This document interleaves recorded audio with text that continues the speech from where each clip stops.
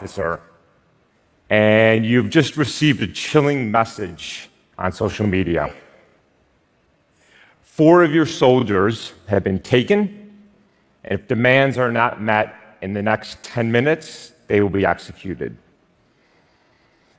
All you have to go on is this grainy photo, and you don't have the time to figure out if 4 of your soldiers are in fact missing. What's your first move?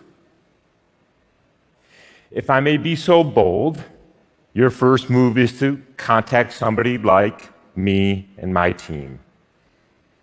I am by training an applied mathematician and computer scientist, and I know that seems like a very strange first call at a moment like this.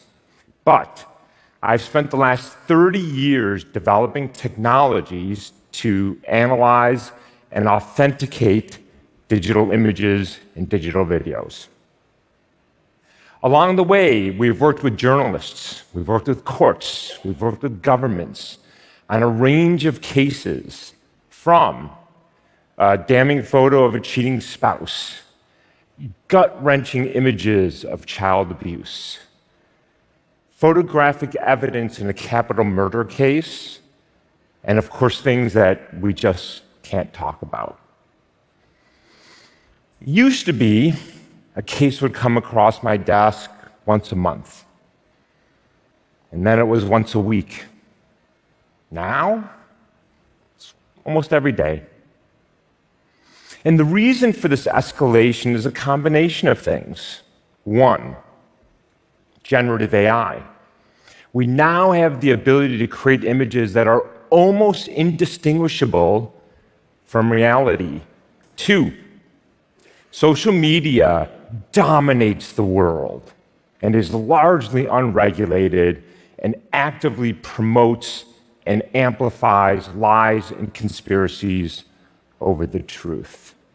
And collectively, this means that it is becoming harder and harder to believe anything that we read, see, or hear online.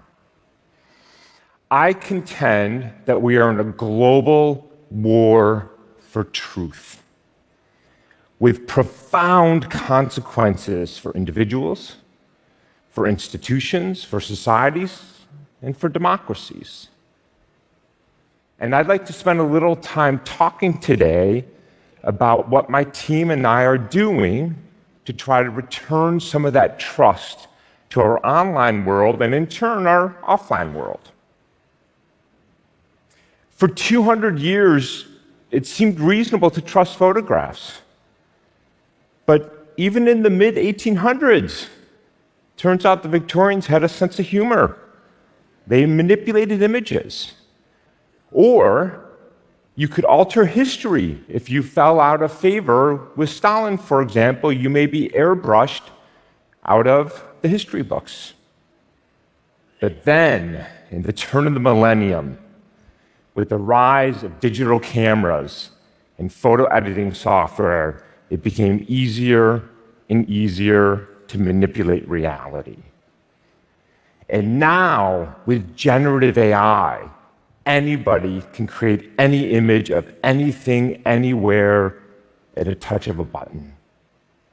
From 4 soldiers tied up in a basement, to a giraffe trying on a turtleneck sweater.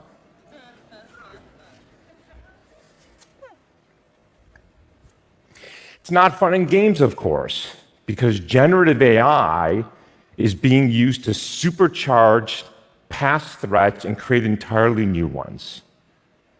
The creation of nudes of real women and children used to humiliate or extort them. Fake videos of doctors promoting bogus cures for serious illnesses. A Fortune 500 company losing tens of millions of dollars because an AI impersonator of their CEO infiltrated a video call. Those threats are real, they are here, and we are all vulnerable. Before we talk about how we would analyze this image to determine if it's real or not, it's useful to understand how generative AI works. starting with billions of images with a descriptive caption like this. Each image is degraded until nothing but visual noise is left, a random array of pixels. And then the AI model learns how to reverse that process by essentially turning that noise back into the original image.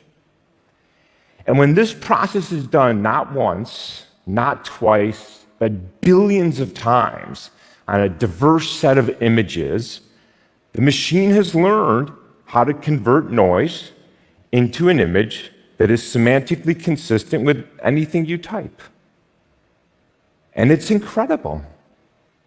But it is decidedly not how a natural photograph is taken, which is the result of converting light that strikes an electronic sensor into a digital representation. And so one of the first things we like to look at is whether the residual noise in an image looks more like a natural image or an AI-generated image. Here, for example, is our real dog and our AI dog. And here is the residual noise that I've extracted. And if you look at this, it's not at all obvious that there's any difference between those two patterns. But here in this visualization of the noise, you can see a decidedly different pattern between the natural and the artificial. Those star-like patterns are a telltale sign of generative AI. Now, for the mathematicians and the physicists in the audience, that is the magnitude of the Fourier transform of the noise residual. For everybody else, that detail doesn't matter, but you definitely should have taken more math in college. Professors can't help themselves. So let's apply this analysis to this image. Here's the noise residual that I've extracted, and there's that star-like pattern that you see in the bottom right. Our first suggestion that something may be wrong here. But no forensic technique is perfect. And so you don't stop after one thing, you keep going. So let's go on to our next one, the vanishing points. If you image parallel lines in the physical world, they will converge to a single point, what's called the vanishing point. A good intuition for that is the railroad tracks. When I took this photo, the railroad tracks are obviously parallel, but you can see that they narrow and recede as they recede away from me and intersect at a single vanishing point. This is a phenomenon that artists have known for centuries. But here's the great thing. AI doesn't know this. Because AI is fundamentally, as I just described, a statistical process. It doesn't understand the physical world, the geometry and the physics.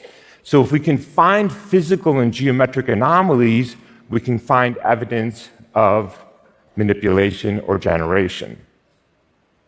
Here in this image, I've annotated 4 parallel lines on the parallel sides of the wall in our basement photo, and you can see a lack of a coherent vanishing point. That suggests a physically implausible scene. Evidence number 2. All right, what else can we learn? Surprisingly, shadows have a lot in common with vanishing points. Here, what I've done is I've annotated a point on a shadow with the corresponding part on the bottom of the rail that is casting that shadow, and I've extended those lines outwards. And they intersect not at a vanishing point, but at the light that is casting that shadow. And again, this is a physical phenomena that you expect in natural images, and because AI fundamentally doesn't model the physics and the geometry of the world, it tends to violate these physics. Let's apply this analysis to our image. Here I've annotated 4 shadows on the bottom, from the soldiers' shadows to their legs, and you can see that the lines aren't even close to intersecting. Not 1, not 2, but 3 anomalies. We now have a very good indication that this image is not authentic. The most important thing I want you to take away from this is that while it may not be easy, it is possible to distinguish what is real from what is fake. I think this image is a bit of a metaphor for how a lot of us feel. We feel like hostages. We don't know what to trust anymore. We don't know what is real, what is fake. But we don't have to be hostages. We don't have to succumb to the worst human instincts that pollute our online communities. We have agency, and we can affect change. Now, I can't turn you all into digital forensics experts in 10 minutes. But I can leave you with a few thoughts. One, take comfort in knowing that the tools that I've described and that my team and I are developing are being made available to journalists, to institutions, to the courts, to help them tell what's real and fake, which in turn helps you. Two, there is an international standard for so-called content credentials that can authenticate content at the point of creation. As these credentials start to roll out, they will help you, the consumer, figure out what is real and what is fake online. And while they won't solve all of our problems, they will absolutely be part of a larger solution. Three, please understand that social media is not a place to get news and information.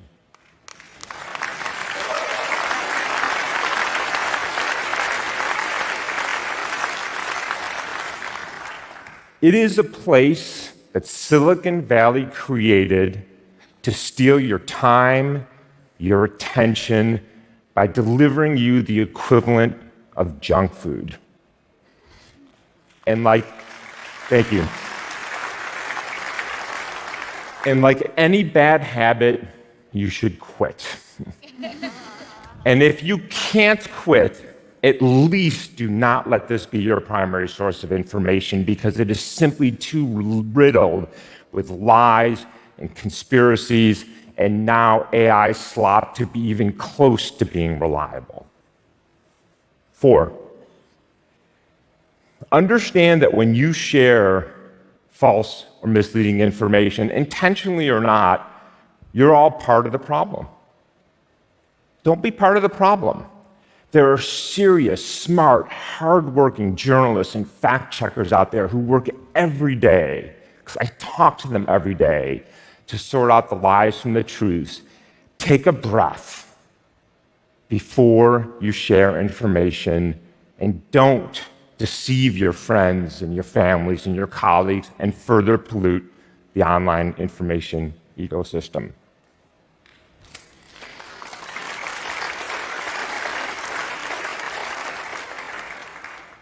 We're at a fork in the road.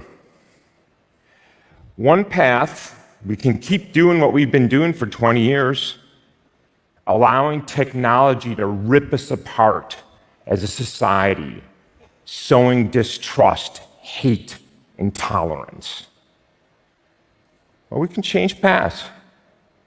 We can find a new way to leverage the power of technology to work for us and with us, and not against us. That choice is entirely ours. Thank you.